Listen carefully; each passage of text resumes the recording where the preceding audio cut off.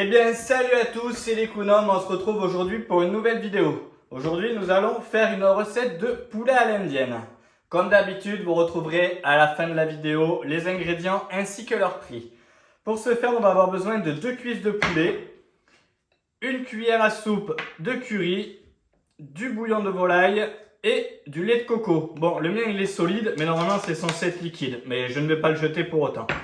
Le fond de volaille, vous pouvez regarder une de mes anciennes vidéos. Vous aurez la recette à votre disposition. Si jamais, pour remplacer, si vous n'en avez pas un comme ça, vous prenez une cuillère à soupe de fond de volaille en poudre. Ça fera très bien l'affaire. On va commencer par faire la marinade. Hop, vous prenez un petit saladier, un cul de poule, ce que vous voulez. On y met le curry, notre fond de volaille, notre lait de coco solide.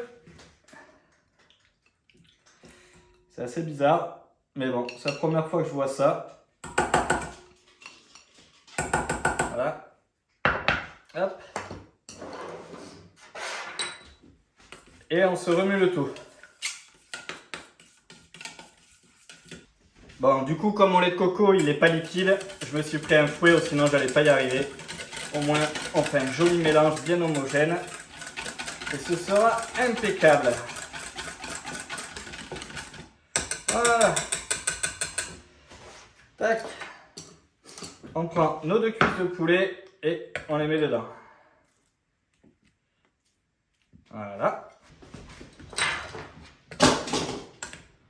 On les met bien à la marinade. Regardez ça.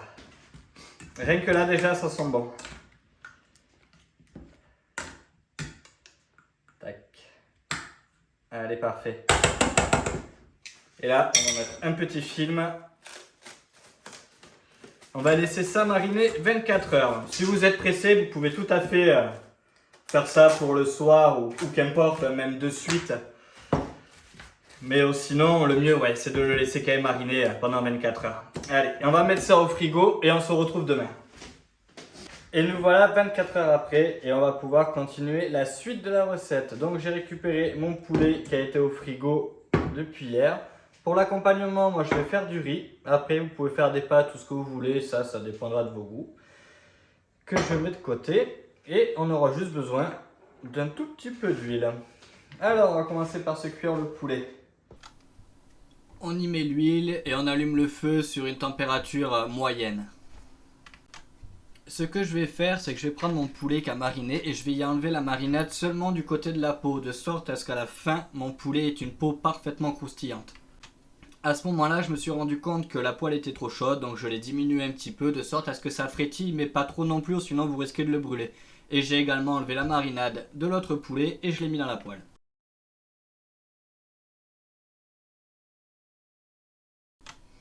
À peu près toutes les 3 minutes, je viens tourner mon poulet de sorte à ce que ça ne brûle pas. Donc là, comme vous le voyez, mon côté peau est déjà bien caramélisé. Je vais faire ça et pendant un quart d'heure, on va tourner toutes les 3-4 minutes de sorte à ce qu'à aucun moment le poulet ne brûle. Les 3 petites minutes sont passées, je remets mon poulet côté peau et en attendant, je vais commencer à faire chauffer l'eau pour mon riz. 3 minutes, je retourne.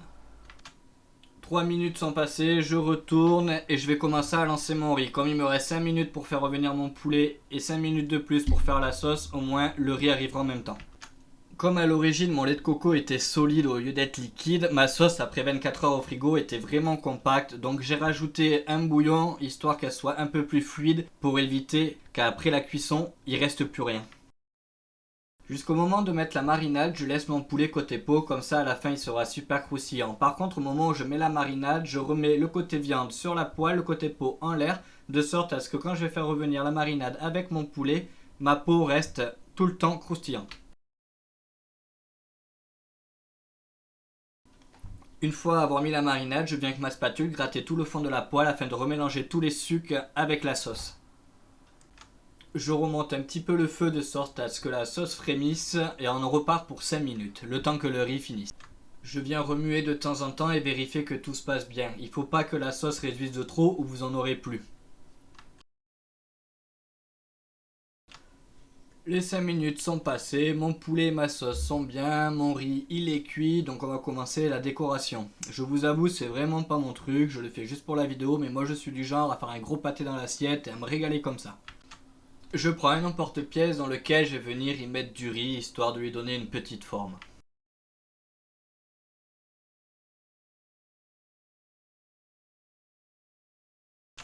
Là, j'enlève mon emporte-pièce et par miracle, ça tient et j'essaie de faire pareil avec l'autre.